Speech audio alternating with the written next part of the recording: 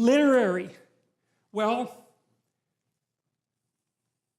there's this postmodern idea about literature, and about the world for that matter, that if you take a complex piece of literature like a Shakespeare play, there's no end to the number of interpretations that you can make of it. You know, you can interpret each word, you can interpret each phrase, each sentence, each paragraph, you can interpret the entire play. The way you interpret it depends on how many other books you've read, depends on your orientation in the world. It depends on a very, very large number of things, how cultured you are or how much culture you lack. All of those things. It opens up a huge vista for potential interpretation. And so the postmodernists sort of stubbed their toe on that and thought, well, if there's this vast number of interpretations of any particular literary work, how can you be sure that any interpretation is more valid than any other interpretation? And if you can't be sure, then how do you even know those are great works? How do you know they can't?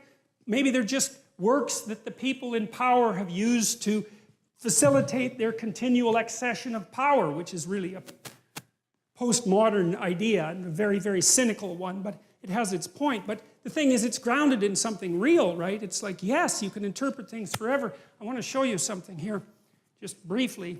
We'll go back to it later. Look at this. This is one of the coolest things I've ever seen.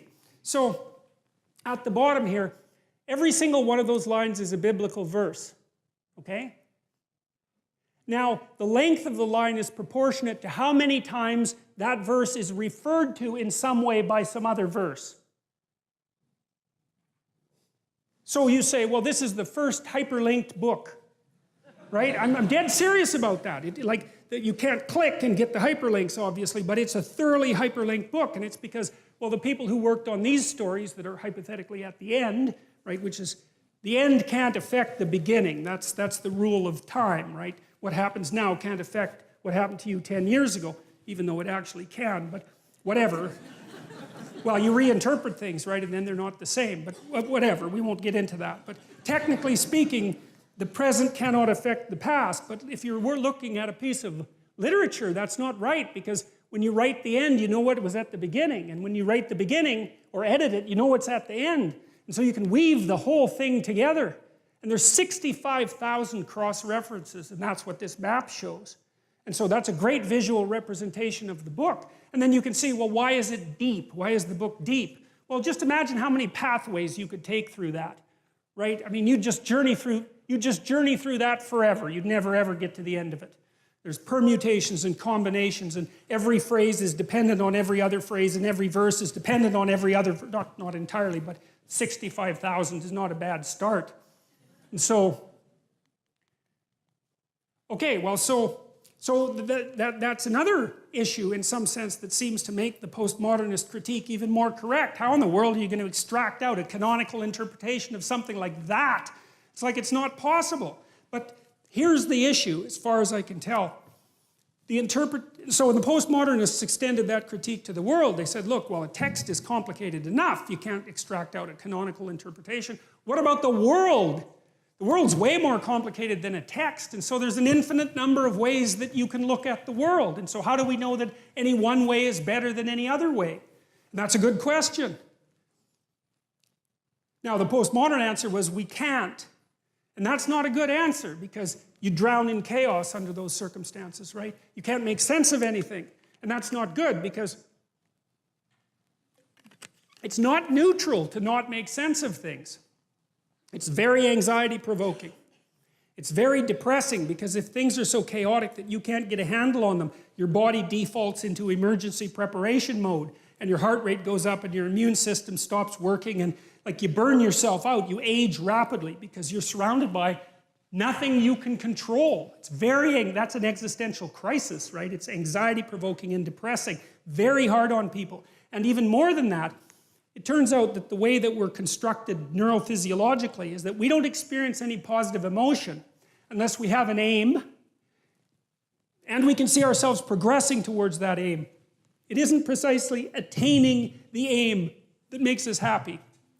As you all know, if you've ever attained anything, because as soon as you attain it, then the whole little game ends. Then you have to come up with another game, right? So it's Sisyphus. And that's okay, but it does show that the attainment can't be the thing that drives you because it collapses the game. That's what happens when you graduate from university. It's like you're king of the mountain for one day, and then you're like surf at Starbucks for the next 5 years, you know? So, yeah. So what happens is that human beings are weird creatures because we're much more activated by having an aim and moving towards it than we are by attainment. And what that means is you have to have an aim, and that means you have to have an interpretation. And it also means that the nobler the aim, that's one way of thinking about it, the better your life. And that's a really interesting thing to know because, you know, you've heard ever since you were tiny that you should act like a good person and you shouldn't lie, for example. And you might think, well, why the hell should I act like a good person and why not lie? I mean, even a 3-year-old can ask that question because smart kids learn to lie earlier, by the way. And they think, well, why not twist the fabric of reality so that it serves your specific short-term needs? I mean, that's a great question. Why not do that? Why act morally? If you can get away with something and it brings you closer to something you want, well, why not do it? These are good questions. It's not self-evident. Well, it seems to me tied in with what I just mentioned. It's like you destabilize yourself and things become chaotic. That's not good. And if you don't have a noble aim, then you have nothing but shallow, trivial pleasures. And they don't sustain you. And that's not good because life is so difficult, it's so much suffering, it's so complex. It ends and everyone dies and it's painful. It's like without a noble aim, how can you withstand any of that? You can't. You become desperate, and once you become desperate, things go from bad to worse very rapidly when you become desperate. And so there's the idea of the noble aim, and it's not something, it's something that's necessary. It's the bread that people cannot live without, right? That's not physical bread. It's the noble aim. And what is that? Well, it was encapsulated in part in the story of Marduk. It's to pay attention, it's to speak properly, it's to confront chaos, it's to make a better world. It's something like that. And that's enough of a noble aim so that you can stand up without, you know, cringing at the very thought of your own existence so that you can do something that's worthwhile to justify your wretched position on the planet. So now the literary issue is that, so look, you take a text, you can interpret it a variety of ways, but that's not right. This is where the postmodernists went wrong because what you're looking for in a text, and in the world for that matter, is sufficient order and direction. So then we have to think, well, what does sufficient order and direction means? Well, you don't want to suffer so much that your life is unbearable, right? That just seems self-evident. Pain argues for itself. I think of pain as the fundamental reality because no one disputes it, right? I mean, even if you say that you don't believe in pain, it doesn't help when you're in pain. You still believe in it, right? You can't pry it up with logic and rationality. It just stands forth as what the fundament of existence, and that's actually quite useful to know. Say, well, you don't want any more of that than is absolutely necessary. And I think that's self-evident. And then you say, well, wait a minute, it's more complicated than that.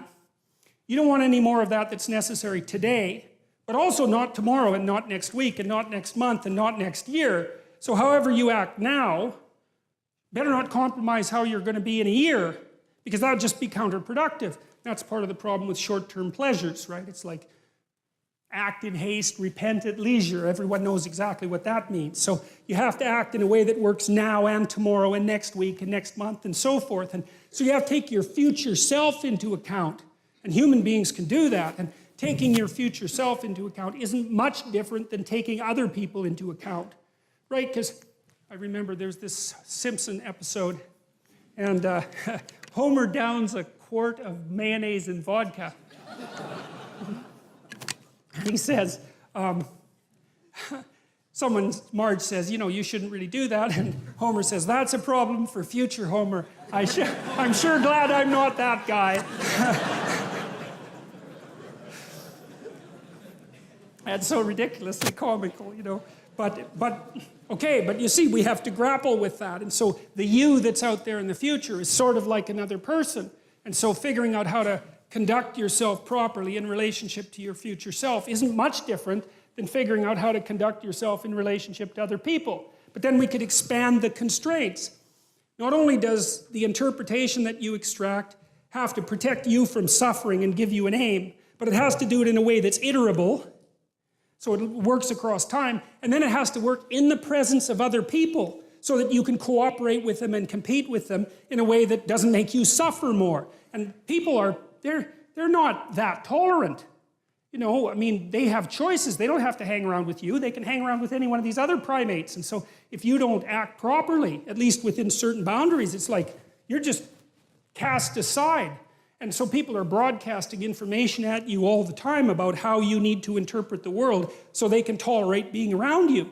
And you need that because socially isolated, you're insane and then you're dead.